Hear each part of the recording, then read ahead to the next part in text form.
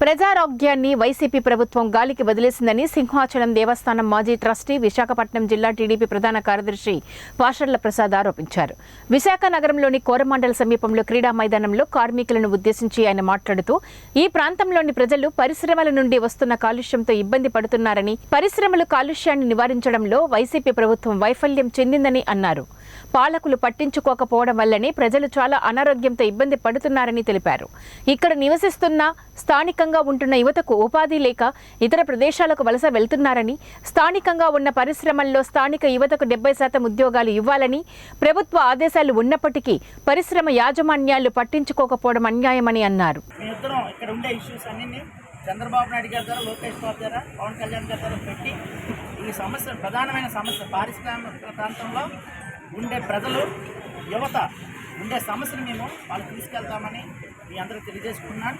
ముఖ్యంగా ఈ పారిశ్రామిక ప్రాంతంలో ప్రధానంగా రావాల్సింది ఏంటంటే మల్టీ స్పెషాలిటీ హాస్పిటల్.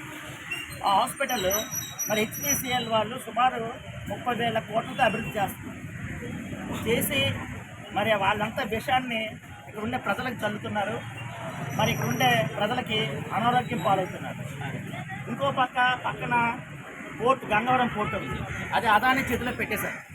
ఆ అదాని మరి విదేశాల నుంచి బొగ్గు నిల్వలు తీసుకొచ్చి అక్కడ నుంచి ఆ బొగ్గు నుంచి వస్తున్న గాలి వల్ల ఆ కాలుష్యం అంతా మన పారిశ్రామిక ప్రాంతానికి చేరుకుంటాం.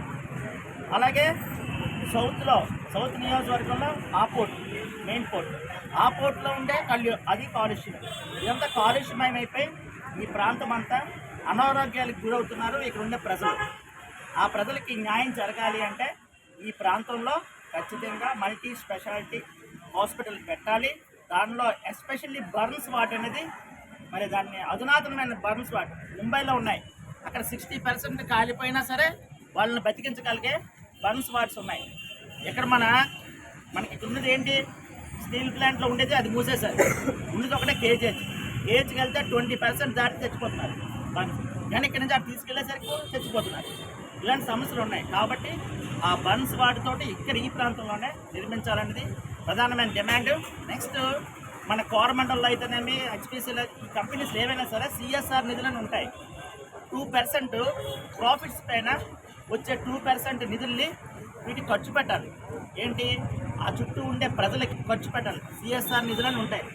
వాటితో వీళ్ళు ఏం చేస్తున్నారంటే ఒక స్కూల్కి వెళ్ళి పలక పొలలు పంచడాలు, అంటే పలక బలపాలు పంచడాలు, లేకపోతే ఏవో చిన్న సుజల స్రవంతాన్ని ఆర్ఓ ప్లాంట్లు ఇవ్వడాలు, ఇట్లాంటివన్నీ చేస్తున్నారు.